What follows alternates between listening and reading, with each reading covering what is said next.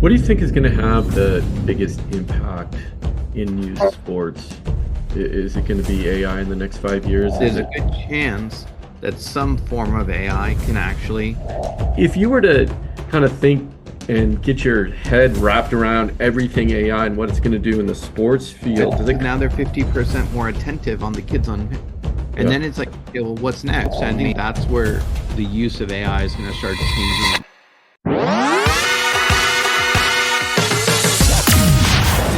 Youth Sports Insider, where passion meets opportunity. Welcome back to another episode of Youth Sports Insider. I'm your host, Bill Flitter.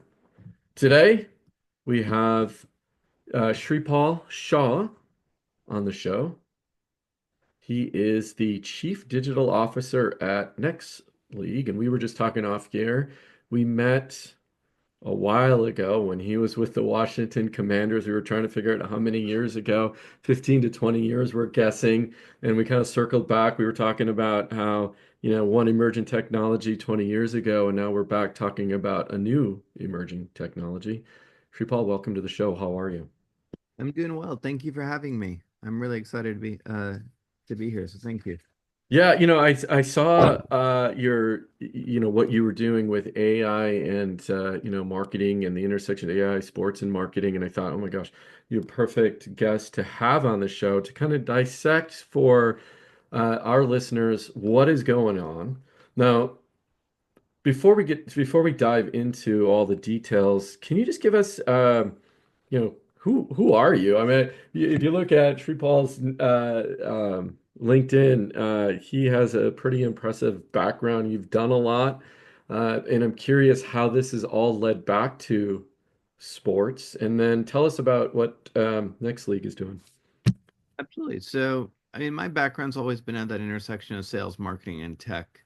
So 20 years ago, I joined the Washington Commanders when I was still at the Redskins, and I had joined from working for BarnesandNoble.com when Hmm. Barnes and Noble was still a multi-billion dollar retail, one of the few multi-billion dollar e-commerce site or billion dollar e-commerce sites that are out there. It was a separately traded company from the bookstores back then. And what was interesting is that a lot of what I had learned in the e-commerce space allowed me to accelerate what the then Redskins was doing for both digital sponsorship, but also retail and ticketing. And it really helped kind of accelerate my career then in the sports space. And then I went on to Catalyst Public Relations. I built their digital practice. They got acquired by IMG. I did a second stint at the Redskins as chief strategy officer. And then I actually came into youth sports for a while, working as CEO and then ultimately CEO of an Australian mobile apps and media company called Moco Social Media. And we had an app called Wreck It that was in 1,280 colleges for youth intramural sports. And we also invested in a company called Big Teams that was powering the websites for 4,600 high schools. So that really was my introduction to youth sports. That was 10 years ago. And then after that foray, did a little bit of other startup work. And then I went to the parent company of Sears and Kmart, working as chief digital officer for their loyalty program, Shop Your Way, to really learn about sort of the use of AI and like where retail was already taking it and kind of really pushing the boundaries. And with loyalty, loyalty programs that were driving eight, nine figures in revenue and Mhm. understanding what that meant from a marketing point of view. And that led me to ultimately, like, I wrote a book on AI in sports last year, and that led me to Next League event, which, Next League is this was sort of an ideal opportunity because there was a company that was really focusing on people to provide, looking at sort of what's next in the industry, right? From the leveraging um, technology to really drive revenue. And that's what I had always done in my career. So that was really exciting for me to come into an organization. And when I looked at the clients the Next League had, I'm not even 3 months in, but They do work with USO. We do work with the USOC, NASCAR, LPGA, USGA. They did all the work for the TGL. Um, are just a few among the clients that we had. So it was all these major sports leagues. We worked with many teams on an individual basis, and some of the other big four leagues on a basis. And that was really interesting to me, is that they were already working for a company that was only 3 years old with some of the biggest leagues Mm, um, country. And then to come in with my experience on the AI side, it allowed me to come in as chief digital officer, really drive our AI strategy moving forward, marketing, technology, and innovation. Because throughout my career, I've been able to really scale revenue and reduce cost using technology for marketing. I've always sort of been that marketer that have really like a marketer who was really techie that mm, allowed mhm. me do that. And I think this allows me to kind of play that role again for other sports properties and kind of bring that experience to them. So I'm really excited to be in next league. Yeah, that sounds like a fantastic opportunity, is that intersection of, AI, marketing, tech. Uh, So what is it? You mentioned AI strategy. What does that mean exactly? And where it is today anyway? Yeah, I mean, I think for a lot of people, right, they don't know where to start. And I think the Hmm. reality is this is kind of like social media in 2010, Mm. right? People back then, like, oh, the digital people will figure it out. But let's forward. Someone just won the presidency on the back of their reliance on social media. So it's not a digital thing. It wasn't sort of the younger, right? Yeah. Social media transformed how people communicate.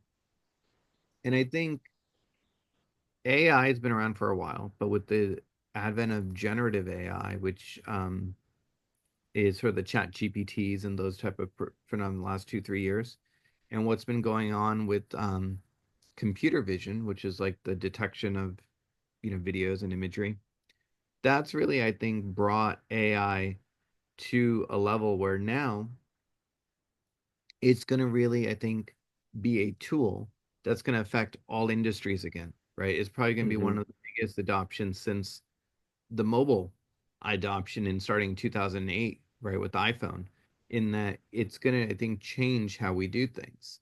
And we have to think about that it's not like a widget or shiny object. It's going to really be something that is a part of how we think about things. So you have to really think about the problem I'm trying to solve or the things that take a lot of time.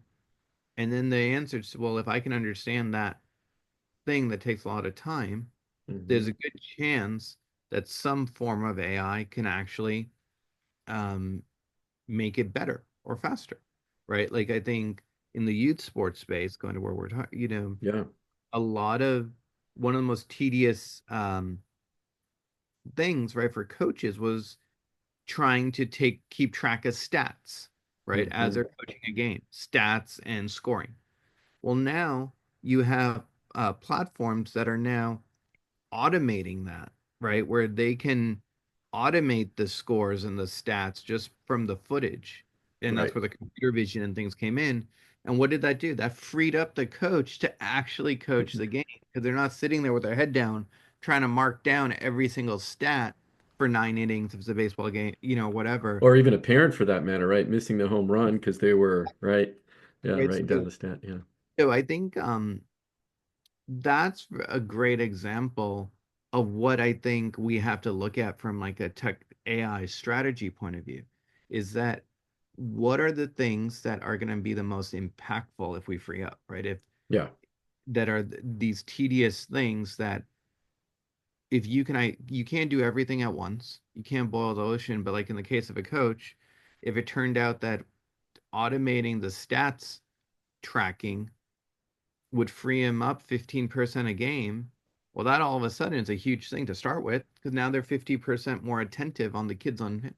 And Yeah. then it's like, okay, well, what's next? Well, maybe we need to think about how can we provide tools for better form analysis and training of the athletes when they're not with the coach, right? So Hmm. like you can start building a roadmap of things to do as a sports organization that can really accelerate the impact. Because, right, what you're really talking about doing is freeing up people's time so that they can use their time in more impactful ways. And I think that's part of the strategy is like you have to help some. It's similar to how people were trying to figure out how do I write my first tweet? How do I, like what's the Right. protocol? Yeah. Right? Like, and Yeah. like you think of like early days social media, people just took the same video on the website and they just posted it to Facebook, then they posted it to YouTube, then they posted it to Hmm. Twitter. And it probably took 7 years before they realized, you know what? The same content in 5 different places probably isn't the best point of use of my time or the audience. What we need to do is create unique video clips Yeah. for each of those channels so that they can work in concert, right? And it took Yeah. almost 7 years for the industry, if you will, to come to that realization.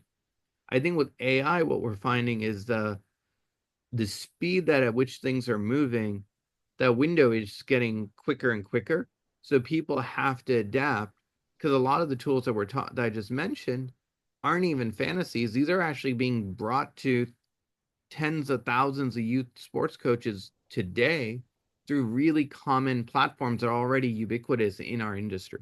Yeah. Well, yeah, and you mentioned Game Changer, and they're a big sponsor of our other podcast, Coaching Youth Hoops, and I use Game Changer, and one of the things that it does, it's kind of set it and forget it. You put the camera up, it does its work. Now, parents can sit in the stands and mark things. It just makes the actually AI models better. Um, but then at the end of the game, I can have the stats. So I know player number, 32, how many rebounds that they've had. Now, where I see that going is and you think about like some of the larger companies where, like Huddle and they just bought Fast Draw. Imagine this, right? You get done with your game and in your inbox or in an app, right, is the practice plan based on the results of the game, right? Oh, we got out rebounded. We need to emphasize rebounding a little bit more. Or, hey, we got to execute on this play a little bit better. So, th you know, imagine how much time that saves a coach.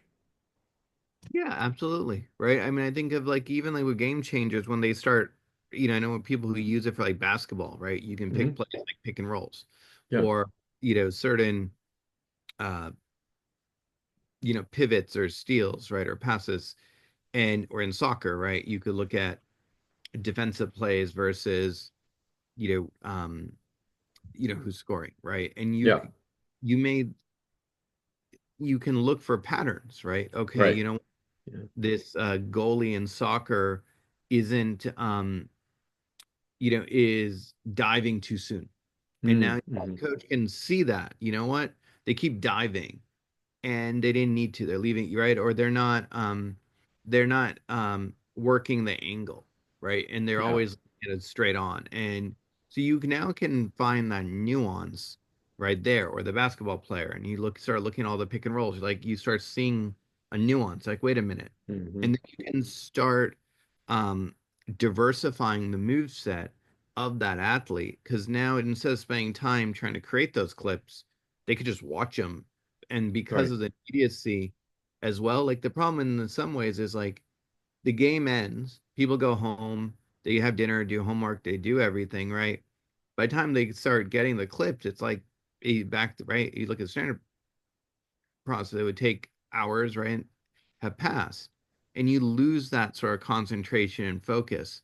What's also, I think fairly amazing with what you're starting to see, like with game changers, some of these platforms, is the immediacy of that processing also now allows you to replay that content while it's still fresh in the athlete's mind.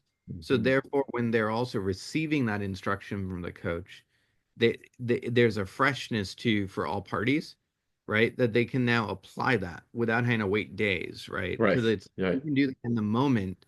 It's a better chance that you're going to actually digest it in some cases, not always, but that recency can really Yeah. adjust how you then approach, like, say you're in a tournament, right? And you may want to, instead of waiting like after you got the content right on, so now okay, we're hitting the second game of a 3 game tournament, now we can make some adjustments before we even start the second game, right? Like I think the fact that it's a those tools are in youth sports to me is amazing because right that's like there are a lot of pro sports teams that don't have it, and the youth sports tools in some ways are actually a further ahead because they're bringing these sort of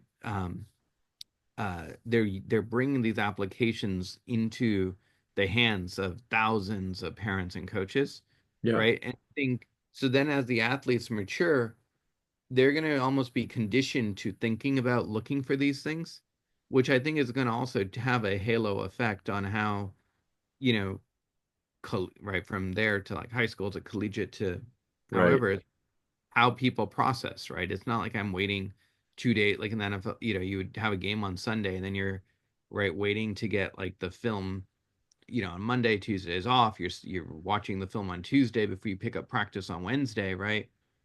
It's like now you could, right? And I think you're seeing that obviously, like even in Yeah. at the highest of sports, they're getting that immediacy. But the fact that the youth sports are getting the same level of sort of uh, same assets, I think is really amazing because I think it's going to have a transformative effect. Because Well, I don't think anyone expected all these youth tools to like game, yeah. not to think about game, but like right, there's also Pixel is Hmm. another Hmm. example, right? Like these guys have brought like pro level functionality to that level so quickly and Yeah. so cost effectively. And that's the big thing about AI is that it's no longer like it doesn't have to be these 7 figure investments, is that the cost to develop has made things fairly commoditized and fairly low cost. So it's allowing all tiers of organizations to invest in those who choose to can invest in using AI and build AI based tools without having to necessarily. It's not like enterprise software project where you're doing a 9 month engagement and spending millions of dollars to Yeah. rip off like sort of the world. So like right, the old software, you rip it out, you put in the new one, you got to train, and I mean this is Right. like really fluid where you're talking it's a matter of days and weeks where some of these tools come into existence, and then it's being adopted in the span of hours because they're so intuitive. You don't need to provide a training manual, right? People just like hit play and they start seeing, right? And it's like, and I think that's really where the innovation comes in. Yeah. Well, and you bring up a really good point. It's like what's driving everything, is it the pro level sports driving innovation in youth sports or vice versa, or, all of, they're both helping one another. When I look at the game changer and we look, another sponsor of ours was Curve Health, and, they're doing some AI things that was only reserved for, um, the pro level sports, and they're bringing AI and efficiencies with AI to examine athletes. And do you have a pulse on you? I mean, because you've now seen it from both levels. Do you have a pulse on, is pro gonna drive youth, or is youth gonna drive pro, or what's the market Push look and like? pull, right? Like I think you could say that let's take like Dribble Up, right? Dribble Up is a great example, Mm-hmm. a fairly mainstream product, Yeah. right? It was using an advanced technique like computer vision, Yep. right? Where they were basically taking like these hideous yellow balls and they turned it into a real-time training exercise, right? Yeah. But what it was the effect of, it actually created advanced training and coaching, and it was done in such a cost-effective way where you're sort of in some ways getting that one-on-one feedback that would be reserved for like private coaching, which sort of had a Hmm. cost barrier, right? That from Right. economic economies, Yeah. these things are like $20 a month, right? $30 for a ball. It's not, and versus like $200 an hour, right, for an actual coach. I think that's an example where you could say the um the computer vision stuff started in youth. Now for the stats and the tracking, the auto highlight clippings, while Game Changer, these guys and Pixelots are there, you could argue they've been inspired by WSC and some of the other tools and Hmm. companies that were already working in the pro side. And it's like, oh, we could do this for our stuff, right? So like you could see that like before before these youth um, app providers started offering these services, some of those services were actually out there in the pro space, right? And it's like, Hmm. okay, so I think I think it's a push and pull. Like I think, right? Yeah. Like I think virtual coaches, right, is a good example where now you you know that is something where now these youth athletes are using AI to get adjustment to understand like correcting their form and like comparing it to what like an elite pro grade athlete's form should be, and they're getting that some of that innovation probably is more on the youth side of the fence, right? Who thought Yeah. about like, you know what? Let me take the athlete ambassadors I have and we're going to create a tool around that. Now, on the pro side, if you already have all pros, what's the incentive to really want to go innovate there? Like they've done other innovations, right? Like I've seen um like with Shot Tracker, they have a service now where coaches can call up plays using their voice.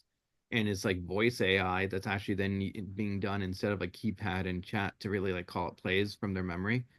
Right. So like that's something that so like right, I think it where you are in the ecosystem can also change how of the innovation you need. So like right for pro coaches, this idea of innovating around voice AI was key because it brought immediacy where they don't need to now go to their video person in the team video Hmm. department and say, I cut me these plays. It's like I could just tell it that because right, these coaches weren't so savvy. They're not going to sit there and like learn prompt engineering and Right.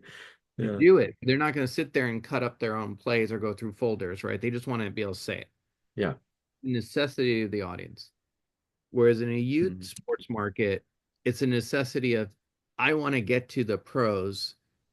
I want to be able to provide that coaching or guidance of what like a pro athlete's factor should be, right? For hitting, for kicking, for shooting, whatever, for dribbling. And I want to give it to the masses. It's like it fostered that innovation because you're trying at that point to move up the chain. And when you're at the top of the chain, it's like, well, what do I need to make my job easier? Right. So it's like you're Hmm. almost innovating in different directions because of what your actual needs are. Right. And that's what I Yeah. think is really driving a lot of this.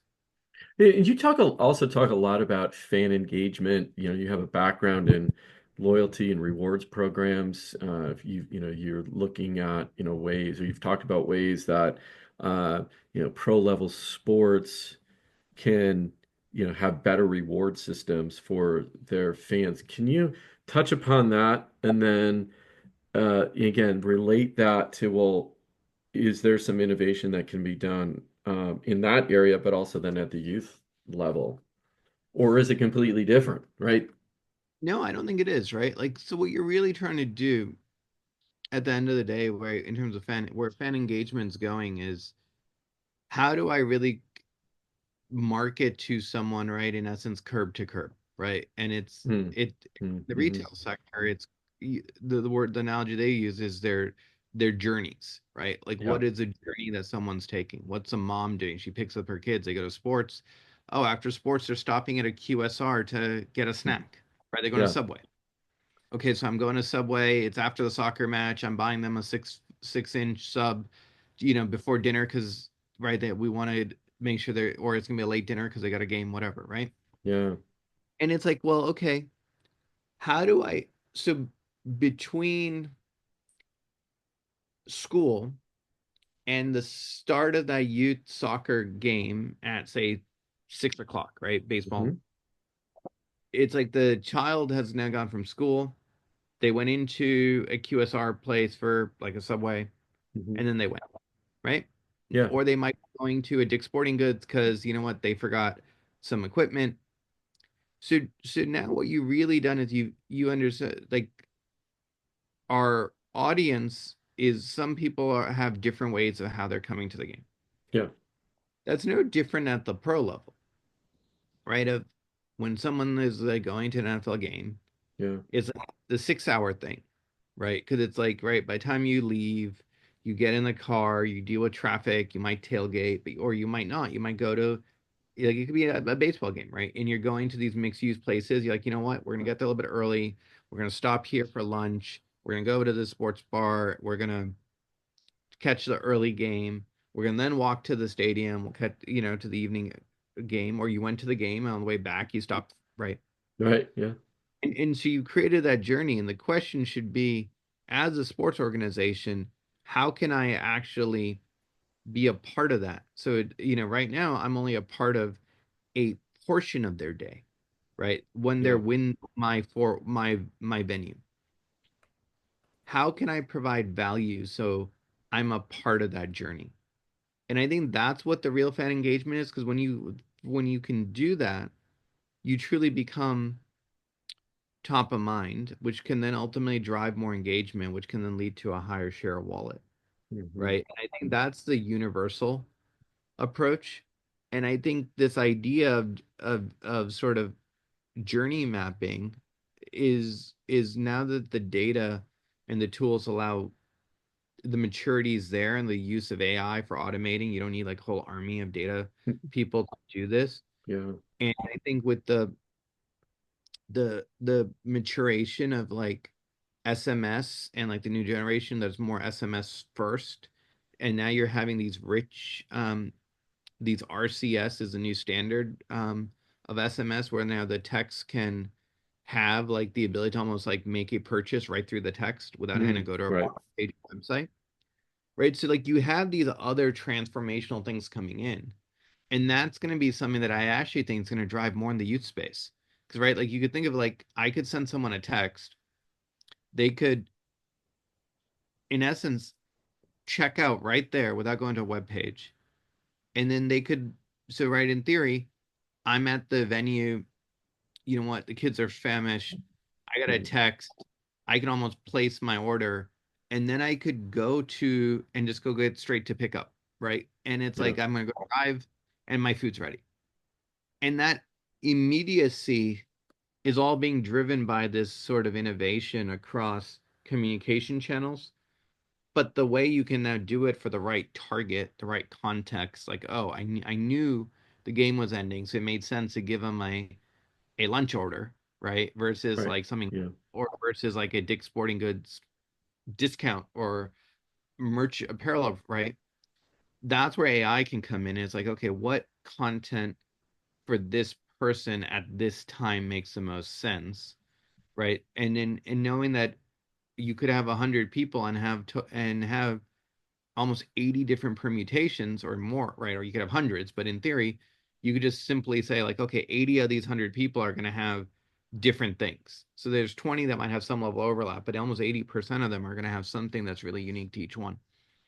And it's like you could, in theory, use that to determine when to send. Like in my case, you know, it's better to send me an alert at 4 o'clock, Mm, because you know what, that's more likely when I'm going to potentially be done. I'm not, my day started differently and I was doing other right. things. And I think, right, because you know the time of the games. In some cases with these apps, you might have multiple children in them. So you've got multiple events going on. Like I just came back from my son at the USASA Nationals in Copper. He was competing, and we were using the Stack app, right? And you're getting all the Mm, alerts, everything that's going on with all the events. But when he's competing locally, they're using TeamSnap, right? hmm. So then it's like you've got two apps and two things, and you're trying to juggle as a parent multiple things. Yeah. And at some point, it's like, how do you actually just provide one method of communication um, for those folks? And I think that's where the use of AI is going to start changing the marketing, where it's no longer like I have to open all these things Right. to do. Yeah. I I can agree. actually serve the appropriate information to that person Hmm. actively. And I think that's going to also be one of the biggest changes in the esports side. Yeah. No, I, I agree. I think there's a lot of room for innovation on that side, and um, yeah, and just managing the busy sports parents calendar and activities, right? So that, yeah, that definitely is coming. Uh, looking at the loyalty programs though at the pro level, you've talked about like what is missing, and is it this journey mapping as a key component to what's missing at the pro level and where you're working and the space you're working with? Um, is that like one of the key missing pieces that most pro teams don't have? Yeah, I mean, I think it's two things, right? Hmm. One is the marketing, which I think a lot of them are trying to look at. And you need to, the way you would actually market for loyalty, right? You think of how the airlines and hotels do it is very different than how you market season tickets, events, what have you, right? And Hmm. you Hmm. have to think about that because, right, a good loyalty program has to be both attainable and aspirational, and Yeah. it has to be contextually relevant for everything that someone's doing. I think the other challenge that many pro sports teams have is they don't have enough events, right, in terms Mm-hmm. of driving a volume so that the currency can, again, being that idea of attainable and aspirational, it needs to have some level of volume, right? I can earn X amount of points, or I can burn, right, of Yeah. substance. And I think so. A good example is like I believe the Indianapolis Colts recently launched a new loyalty program with where people can earn points that can be used to purchase uh, uh, Fanatics is the retailer that does all the licensed merch. So that's a good example where now you've created a currency Mm. that has a wider um, value. It's not longer just only used in the stadium, right? Like Fanatics points could be used for a um, Indiana Pacers jersey, right? Like you could be at Right. something else. Yeah. So what you've really done is you've taken something that's a little more universal to also deepen the value of what's being given to ultimately create more affinity to your core brand because the Colts are getting the benefit of the affinity and they're actually willing to let go of the fact that the points may or may not be used for Colts merchandise. What they're really doing is by giving them a currency that's used at Fanatics, they're giving a currency that's being seen as in some ways more valuable because it's broader, right? Yeah. And I think that's a model that I think we're starting to see a lot of teams thinking about is like, how do I start providing more value?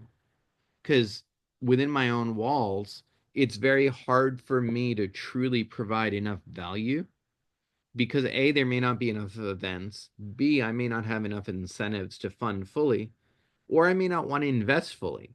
When you do something like working with a retailer and their currency, you're also getting, in some ways, it's diversifying who's investing or dispersing the investment load.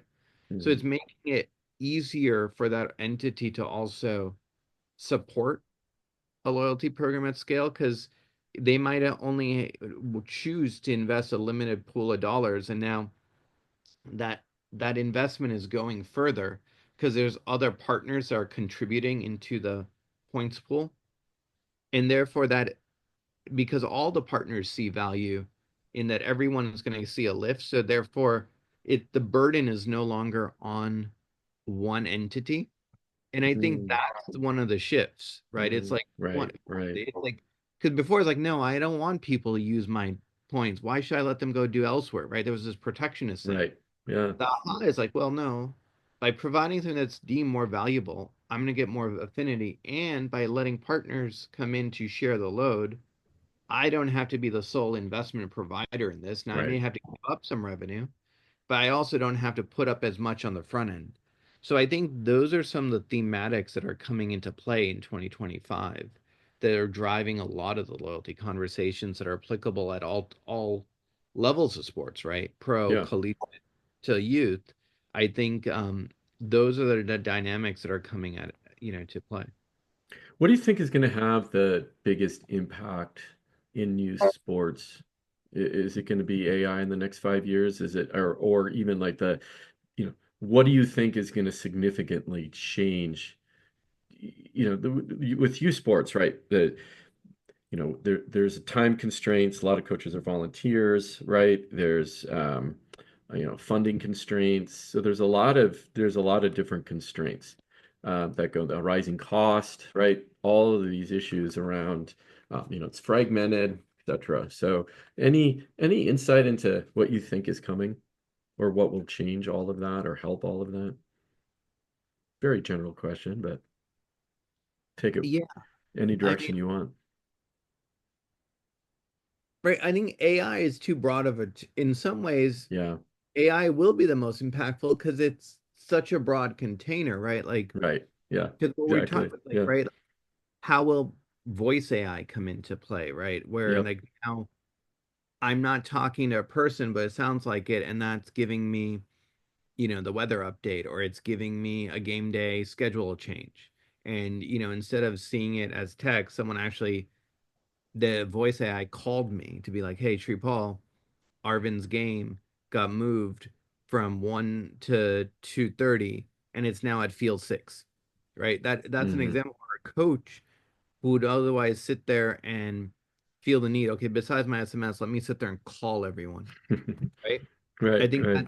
that right, so like, right, that happens, right? It's raining. Oh, Hmm. let me call everyone. Hey, people aren't on Team Snap. I feel like I need to do the group text. Oh, I'm gonna actually call people, right? Yeah, I mean, at least that's how what I've witnessed. That's one example. Now you're talking about the automated scoring and stats. Well, that's an yeah, example of computer vision, right? You're talking about the idea of training, to understand like patterns and things. Well, right.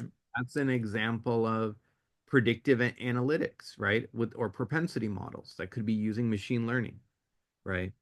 And then you think of like devices. Like there's a startup that I worked with um a couple years ago that now doing a pilot with NBA called Sick.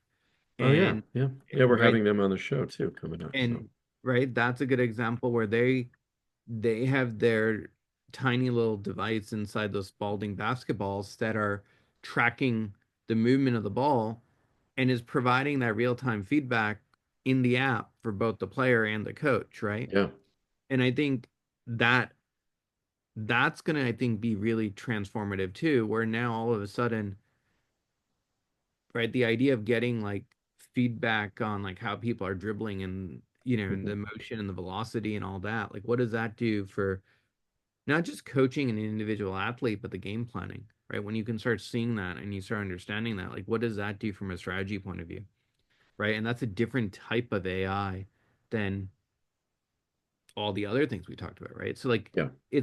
there's so many segments here, right, that we're talking about. And then you might find that someone's using generative AI to create imagery, right, of the kids in like, in like virtual like trading cards or right scenarios, Yeah, right, right. Yeah, or you're doing automated highlight clip. That's right, like we are talking about like the highlight clipping. That's the form of yep. generative AI that's doing that. So right, so like I think AI is going to be one of the more transformational things as a category, and the reality is the reason for that is it's really like at this point no longer a single thing. It's a half a dozen distinct things, and Hmm. everyone's categorizing as this one thing, right? It's like, well, how disruptive was mobile? Well, right, what does mobile mean these days? Like, right, you think of it, it's no longer just an app, right? Yep, Everyone, yep. you look at like most people are on their phones, 7, 8 hours a day. This thing costs more than a laptop, right? When you think about like the actual fully loaded, not your monthly plan, Right. cost for your phone is double the cost of your laptop. Yeah.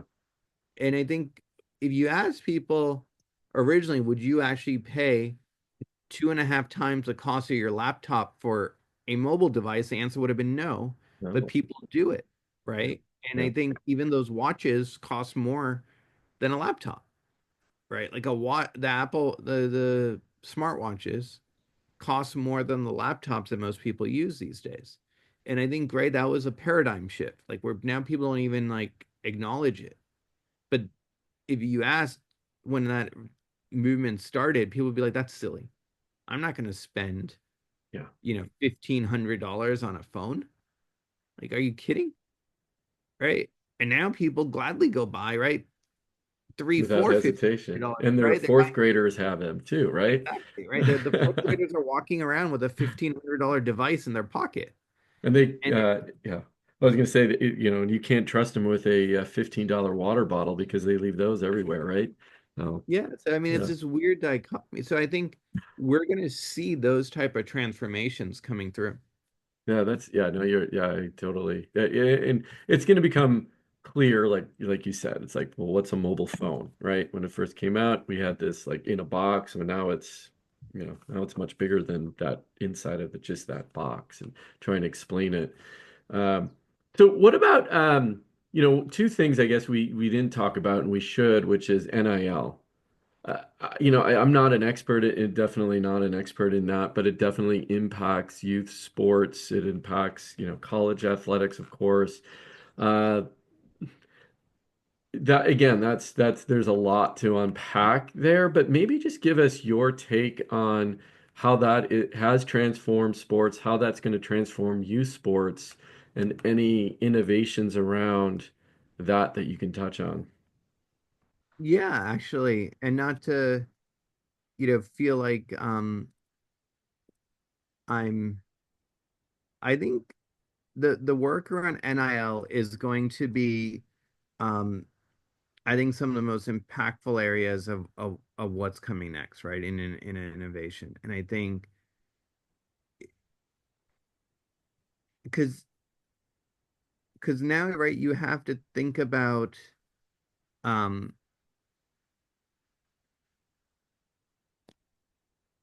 trying to think of this.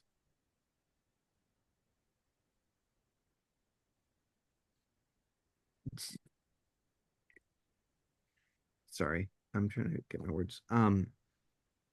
You're bringing free agency to the collegiate, right? By Right. giving people Yeah. the ability to earn income for the name, image, and likeness, well, then you're having to figure out what is both the short-term and long-term trade-off and what's going to give you that better value, right? So, Hmm. someone might earn um, six figures, right, by going Hmm. to a certain university. Right. Yeah. But if it doesn't help them develop as another university, what does that do to their true career potential if the idea is to hope to go pro? And maybe they're Hmm. not, right? Like you might be for some people, it's the acknowledgement, like at least I'm getting some income so I can then use that and get my degree to start because I know I'm not going to go to that next year. For Right. others, they have to balance that trade-off. And I think there are tools being built around that process. Um, Coincidentally, the day I started Next League acquired a company called Edge 3. It is run by it was a company that was founded by Kenyon Rashid, former NFL player, Yeah. and Brian Jones, and they're now part of the Next League family. But the idea is that it started as a mix of advisory work and a proprietary process, right? Of basically, the advisory work was rooted in decades of connections and experience is with their collegiate sports administrator and coaches. And that led to this sort of process that is now, you know, they think of Edge 3 as sort of a um, athlete intelligence and, advisory platform for coaches Mm. and athletes, right? And it's really just a Hmm. process to help coaches navigate the world of recruiting and retaining students. And it's also a process for parents, right? Understanding what should I do? Yeah. And in their case, they're actually partnering with, or our case, because I'm not part of the company, Yeah. uh, partner with IBM Watson to use the AI to now take those processes and Mm. they're working towards turning that into a platform you know, to then productize these things. And so I think what we're going to start seeing in the very near future are products that are now coming in to help in the advisory of these processes, right? Just like Hmm. you think of like trading, like there are all these like Charles Schwab, SoFi, and others have created these trading platforms that That's use right. AI to guide people on managing your portfolios. And for many people, it's been a great way where for low fees, it's actually helping them invest better because the AI was actually, and that's been going on now, right, for many, many years. Yep. I think the NIL space is going to start seeing tools like that because in essence, it's the same investment, right? It just like you're investing in a stock, you're investing True. in a Yeah. person in their Yeah. career. So you need some level of advisory on what is the short-term gain versus the long term, what's the trade-offs? And then, how do you do, right? And if you're an organization or entity as you're selecting your athletes, and how do you determine, right, that mix if you're trying to stay within a certain resource pool? I think all those things are going to lead to innovation around, tool sets for management. And then you'll need tool sets for compliance and documentation. And right, no one's want to sit there and just like the stats and manually do all that. So I think there's going to be a whole ecosystem of products that are going to start showing up and have started to, um, around that, I think, and which I think is really fascinating. So, are the concepts that you've been talking about, the softwares to track, uh, you know, things happening on the playing field and et cetera. The way I kind of think about it is those existed, right? Some of them more of a human eye. You can tell, oh, their shooting form is off, right? If I'm teaching somebody how to, I can tell if their shooting form is off. Now I can really tell if it's off if I have some modeling going on, right? And I can see at the angle and I can measure it. So one, it's speed and data and, analyzing data. That whole process is just sped up now with AI. If you were to kind of think and get your head wrapped around everything AI and what it's going to do in the sports field, does it come back to just better, faster, quicker information to help improve athletes, improve whatever the processes we're doing I within think sports? I think it's really two things, right? I always try to think of it in two buckets, Mm, an accelerant and a skill set augmentation, right? You have okay. all aspects, Yeah. and it's where you're going with speed, right? It's an Right. accelerant of doing things faster or getting things faster or being able to see things faster. The augmentation is like, well, someone didn't have these skills, so now they can actually learn and see. Or they're Right. right. It's almost like having that coach with you, right? Or that Right. intern, right? Like, like I think of I'm a really poor skier, even though my son's you know, went to nationals for snowboarding. Right. I haven't bought it yet, but I know they have those carved devices that supposedly you put in your boot and you put on a set of Bluetooth um, Oh, wow. I haven't seen that. That's and amazing. as Yeah. you're actually making turns, Right. it's actually telling you how to like adjust, like put more Oh, pressure on wow. your right foot, left foot. Like I've been actually wanting to try it. But that's like something, right? Like I can't ski well. So getting right that instant feedback Yeah. is actually Amazing. giving me a skill set I wouldn't have, right? Like I Right. wouldn't know how to actually like course correct. I would just fall, right? So like, or it's like I'm learning, you know, language translations or other things that I don't know about and is giving me the tool sets to have, right? So I think Yeah. I bucket into those two areas, accelerant and augmentation. And I think that's an easier way to then think about almost anything because they usually fall into one of those two buckets. No, that's a nice, yeah, I like that summary. That's a good way to look at it. So, okay, so tell us how we can find you if we want to read more information, what the name of your book is, where they can find you on social media. You can find me on social media on LinkedIn. I'm also on Twitter and Instagram. So on Twitter, um, uh, it's SHRIP 1220. My book is on Amazon. At least one of I have two books, but the book that probably makes the most sense here is Leveling Up with AI. Yep. A strategic guide to AI in sports marketing, and that's available via ebook, paperback, and hardcover there. You can always email me as well. I'm old school that way, and it's just my first name, Shripal Gmail. So you can email me. You can find me on LinkedIn. I'm on Instagram, on Twitter. SHRIP1220 is the handles, and or you can catch my book. So All right. would Well, love. I'll definitely put the links in the show notes so people can follow you and keep up to what's going on in AI and sports and marketing. Thank you for your time. I really appreciate it. This was extremely I really appreciate insightful. having me, and Yeah. uh, and thank you for all this. Yeah, absolutely. We'll look forward to staying in touch and maybe not make it 20 years next time. Well, we'll either be dead or just old that we're, out of doing what we're doing if we wait that long again. Absolutely. So again, All thank right. you. Take care. Thank you I so much. I look forward appreciate to it. it. All Bye. right. Bye-bye.